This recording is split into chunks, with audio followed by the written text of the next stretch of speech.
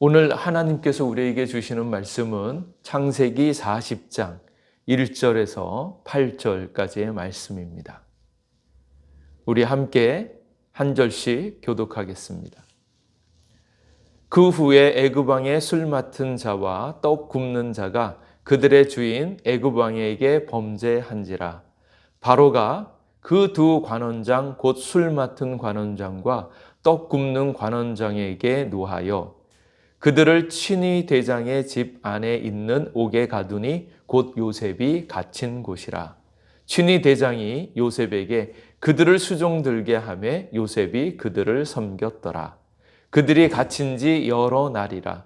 옥에 갇힌 애굽 왕의 술 맡은 자와 떡 굽는 자 두 사람이 하룻밤에 꿈을 꾸니 각기 그 내용이 다르더라.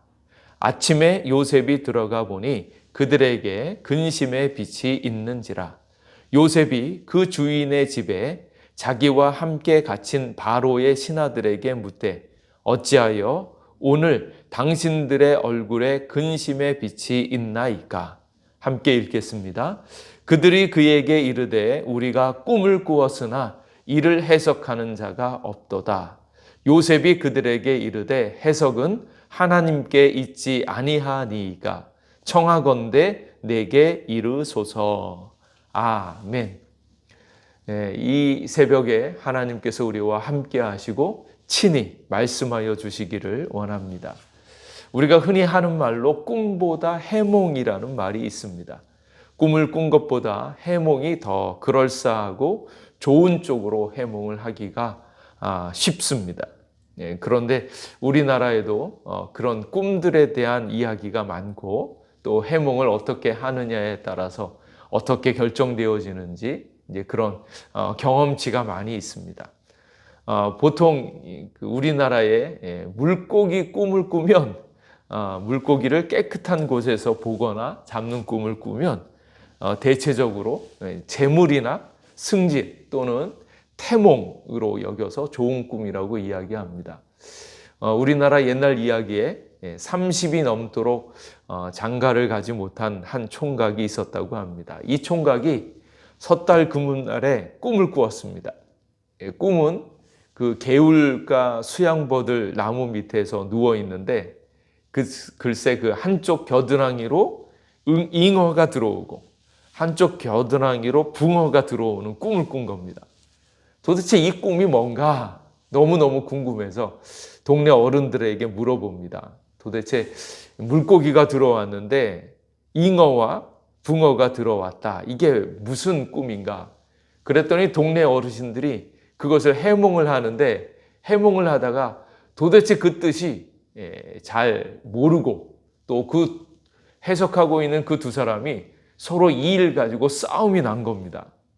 이게 붕어가 뭐다, 잉어가 뭐다. 그러면서 싸움이 나니까 이 청년이 그러면 여기서 해결이 안 되니까 고을 원님하고 도청의 감사에게 가서 이것을 해몽을 물어봅니다. 그런데 이 원님하고 감사도 해몽을 하기는커녕 서로 이 문제 때문에 싸움이 납니다. 그래서 이렇게 싸움만 나냐, 이게 도대체 무엇인데 이렇게 싸움이 나는지 모르겠다. 그래서 이거를 도청에서도 안 되니까 서울 장안으로 가지고 가자. 그래서 서울 장안에 가서 연줄을 대어서 영의정, 우의정, 좌의정이 만나는 그곳에 가서 이 꿈 해몽을 부탁을 합니다. 근데 이 삼정승이면 이것을 해결해 줄 수 있을 것 같아서 자기의 꿈 얘기를 하는데 도대체 잉어가 뭔지 붕어가 뭔지 얘기를 하는데 이번에는 총각의 기대와는 달리 우의정하고 좌의정이 싸우는 거예요. 본인이 생각할 때 잉어는 이거다, 붕어는 이거다. 그렇게 해서 우의정, 좌의정이 이 문제를 놓고 또 싸웁니다. 그러니까 그 모습을 보고 있었던 영의정이 이거 큰 문제다. 이 문제 때문에 우의정, 좌의정이 싸우니까 너가 이 문제를 일으켰으니까 너 가만히 두면 안 되겠다. 그래서 이 총각을 분란의 이유로 해가지고 옥에 가두고 너 때문에 나라에 큰일이 났으니까 너를 사형시켜 버리겠다. 이렇게 명을 내립니다. 이 지금 꿈 때문에 꿈에 대한 해석 때문에 옥에 갇히고 이게 죽을 판이 되어지지 않았습니까?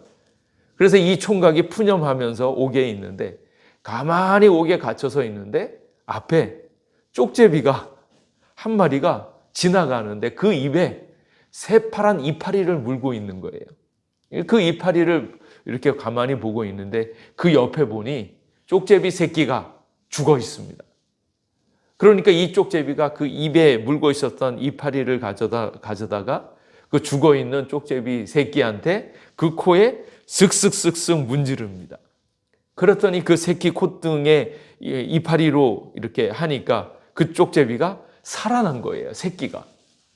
그걸 보면서 깜짝 놀래고 있었던 총객이 그 쪽제비를 쫓아내면서 예끼놈 하니까 그 쪽제비가 이파리를 남겨놓고 사라집니다. 그래서 이 총각이 그 이파리를 챙겨 놓습니다. 그래서 이제 사형 집행일이 다가오는데 이야기를 들어보니 김정승의 딸이 굉장히 아픈데 그 딸 때문에 사형 집행일이 점점 미뤄지고 있다는 거예요. 그래서 이 총각이 거기 있는 옥문지기한테 소식을 넣기를 내가 그 정승의 딸을 고칠 수 있다. 그렇게 이야기를 전달합니다. 그랬더니 김정승이 자기의 딸한테 이 지금 있는 총각을 급한 마음에 데려오는 거예요.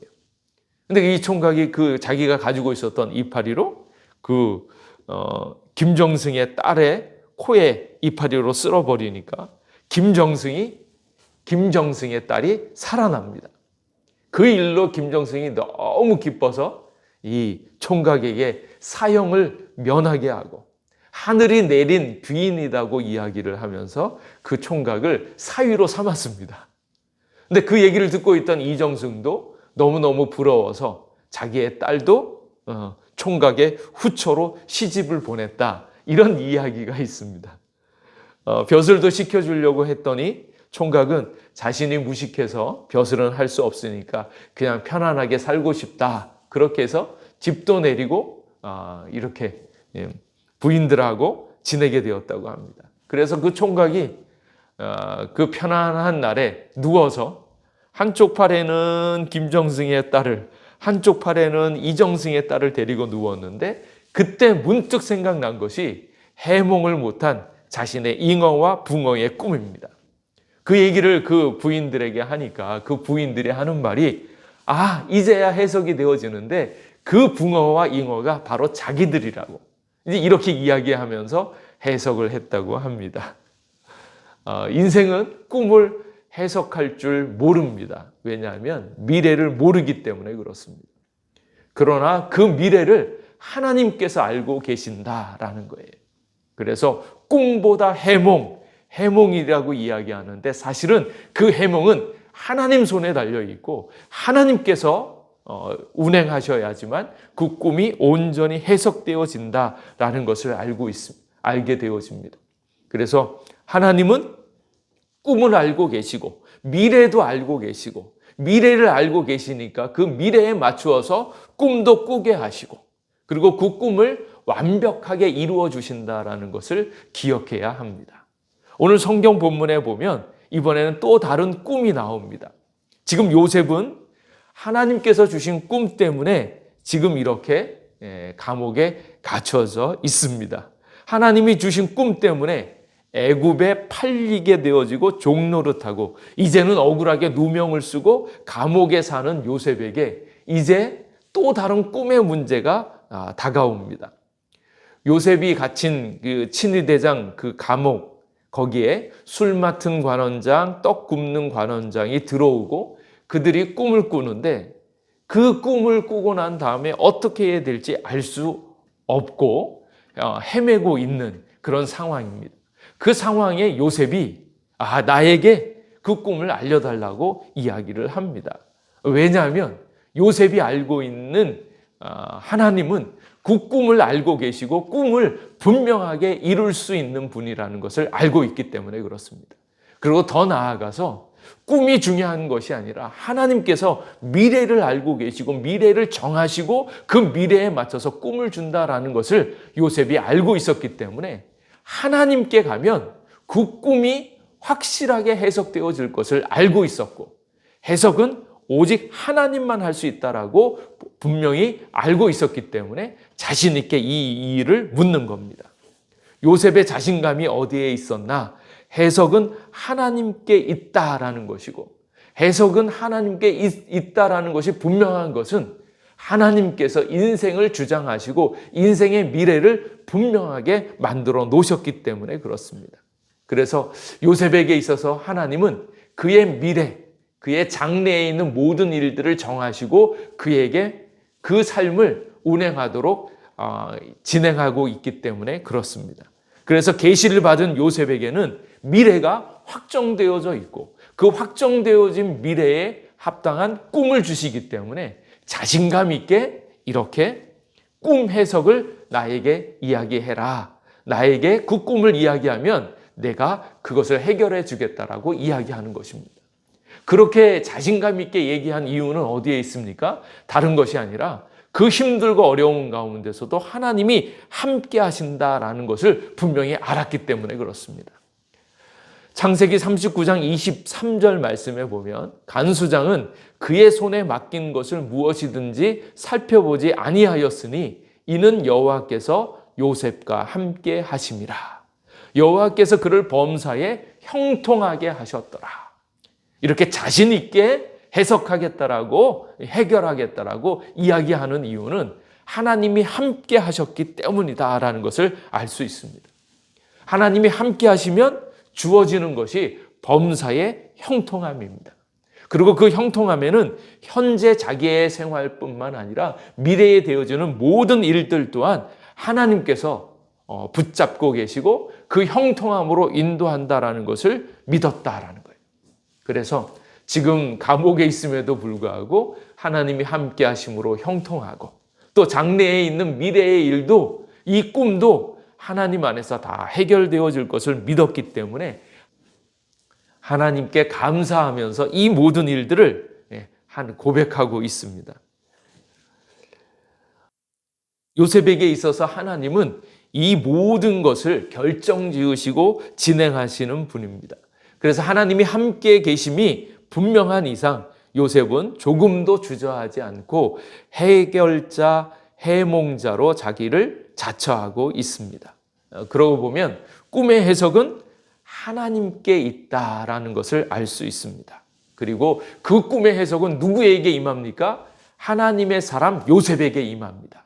그러므로 꿈보다 해몽이고 해몽보다는 하나님이고 그것을 해결하기 위해서는 하나님의 사람이 될 수 있기를 간절히 바랍니다. 그래서 그 요셉으로 말미암아서 하나님의 계획 가운데 꿈이 완성되어지면서 그 꿈이 하나님의 뜻대로 하나님의 꿈이 이루어지는 것으로 나아가게 되어집니다. 요셉에게 있어서 하나님의 가치란 모든 것을 결정하시고 진행하는 분이십니다. 그러므로 하나님이 함께 하심으로 우리에게 하나님의 계획대로 진행하고 그 계획 가운데 꿈을 주시고 꿈을 해결하게 하시고 해몽하게 하시는 것입니다. 그리고 하나님의 사람이 있음으로 말미암아서 그 꿈이 더욱더 견고해지고 완성되어진다라는 것을 알 수 있습니다. 그래서 지금 술 맡은 관원장, 떡 맡은 관원장에게 요셉이 있으면 요셉으로 말미암아서 하나님의 계획이 더욱더 견고하게 이루어지는 것입니다. 이때 요셉의 역할은 다른 데 있는 것이 아니고 하나님의 사람으로 하나님의 해석을 이야기하는 것이고 그로 말미암아서 하나님의 일을 진행하는 것뿐입니다. 그래서 요셉이 떡 맡은 관원장, 술 맡은 관원장의 그 꿈을 그 해석을 좋게 할 필요가 없습니다. 왜냐하면 하나님께서는 미래를 결정해 놓으셨고 그 미래를 요셉을 통하여 이루어가는 거기 때문에 요셉은 하나님의 해석을 그저 이야기하기만 하면 되는 것입니다. 그래서 요셉은 하나님의 대행자로 하나님의 해석을 전달하는 것입니다. 그래서 두 신하의 그 미래는 이미 확정된 미래가 나름대로 굳혀져 있습니다. 그리고 그것을 미리 보여주기 위해서 더 중요한 것은 그 일에 요셉의 역할을 덧붙이신 거예요. 나중에 있어질 하나님의 꿈, 하나님의 소망이 이루어지는 그 계획 가운데 하나님께서 이 두 관원장을 준비하시고 그 관원장의 꿈을 해석함으로 결국 바로의 꿈을 해석하는 자리로 나아가야 되기 때문에 그 꿈을 활용하여서 지금 요셉을 하나님의 역사 가운데로 집어넣고 있다라는 거예요. 그래서 요셉이 지금 해야 되는 것은 다른 것이 아니라 하나님의 계획 가운데 하나님을 믿는 자로서 하나님과 함께하는 것이 가장 중요하다라는 거예요. 그래서 하나님이 동행함으로 형통하고 그 형통하신 하나님을 알고 있는 이 요셉은 오직 한 가지, 하나님과 동행하는 것이 가장 중요한 것입니다. 그러고 보면 하나님의 꿈은 미리 이미 결정되어져 있습니다. 성도를 향한 하나님의 계획도 이미 결정되어져 있다는 것을 믿으셔야 합니다. 성도의 미래는 예수님으로 말미암아서 예수님과 함께 결정되어져 있습니다. 로마서 8장 37절 말씀에 그러나 이 모든 일에 우리를 사랑하시는 이로 말미암아 우리가 넉넉히 이기느니라. 우리를 사랑하시는 이 예수님으로 말미암아서 우리가 넉넉히 이긴다라는 거예요. 그리고 계시록에 있는 21장 6절 말씀에 다 이루었도다. 나는 알파와 오메가요 처음과 마지막이라 내가 생명수 샘물을 목마른 자에게 값없이 주리니 이기는 자는 이것들을 상속으로 받으리라. 나는 그의 하나님이 되고 그는 내 아들이 되리라. 이미 결정되어진 미래 성도는 예수님과 함께 승리한다라는 거예요. 지금 힘들고 어렵더라도 하나님께서 함께 하셔서 이미 승리하셨고 승리한 그 미래가 우리에게 준비되어져 있고 그리고 자기 아들을 아끼지 아니하시고 우리 모든 사람을 위하여 내주시니가 어찌 그 아들과 함께 모든 것을 우리에게 주시지 아니하겠느냐. 성도는 우리에게 확실한 미래가 있다라는 것이고 그 미래는 형통과 승리로 예수님께서 만들어 주셨음을 믿으시기 바랍니다. 그리고 우리에게 그 하나님의 꿈을 꾸시고 그리고 그 꿈이 우리에게 성취되어져 가고 있는 그래서 우리를 선택하여 주신 하나님의 은혜가 얼마나 감격스럽고 다행스러운 일인지 모릅니다. 그런데 그것을 알지 못하는 자들은 근심하고 마음이 어렵습니다. 오늘 있는 6절 말씀에 아침에 요셉이 들어가 보니 그들에게 근심의 빛이 있는지라. 요셉이 그 주인의 집에 자기와 함께 갇힌 바로의 신하들에게 묻되 어떻게 당신의 얼굴에 근심의 빛이 있나이까? 꿈을 꾸었는데 분명히 살 수 있는 꿈을 꾸었음에도 불구하고 그 미래를 알지 못하니까 근심하는 거예요. 왜 그렇습니까? 하나님이 함께하지 않기 때문에 근심이 있는 거예요. 요셉은 하나님이 함께하시고 그 꿈을 이루어 가시고 그 끝이 승리로 연결되어졌다는 것을 아는 사람은 그 어떤 꿈을 꾸어도 아무 근심 걱정이 없고 그런데 그 꿈을 꾸었음에도 불구하고 알지 못하는 자들, 하나님이 없는 자들은 근심하고 어려울 수밖에 없습니다. 그러므로 진정한 믿음이라고 하는 것은 자기 일, 자기의 모든 것을 하나님께 내어 맡기고 하나님의 승리를 믿는 것이고 그 꿈을 알지 못하는 자들은 하나님을 알지 못하는 자들은 발버둥을 치죠. 그 꿈을 해석하려고 그리고 꿈을 새로운 것으로 바꾸려고 마치 요셉의 형들이 그 꿈이 이루어지나 두고 보자라고 이야기하면서 그것을 해방하고 있는 꿈을 그르치려고 하고 있는 많은 일들을 하는 것들을 바라보면서 인생은 하나님의 꿈을 망가뜨리거나 움직일 수 없다는 것이고 자기 행함의 결과로 그것을 고칠 수 있는 것이 아닙니다. 오직 예수님의 의로운 공로로 말미암아서 우리의 꿈과 우리의 삶의 그 미래가 결정되어져 있다는 것을 믿으시고 오늘도 주님 안에서 이 삶을 견디면서 인내할 수 있기를 간절히 바랍니다. 시편 105편 16절 19절 말씀에 그가 또 그 땅에 기근이 들게 하사 그들이 의지하고 있는 양식을 다 끊으셨도다. 그가 한 사람을 앞서 보내시며 요셉이 종으로 팔렸도다. 요셉이 종으로 팔린 것 하나님이 앞서서 보내셨다라는 거예요. 그의 발은 착고를 차고 그의 몸은 쇠사슬에 매였으니 곧 여호와의 말씀이 응할 때까지라 그의 말씀이 그를 단련하였도다. 이렇게 말씀합니다. 하나님이 꿈을 미리 정하시고 미래를 정하시고 꿈을 주시고 그 꿈을 우리로 하여금 이루게 하십니다.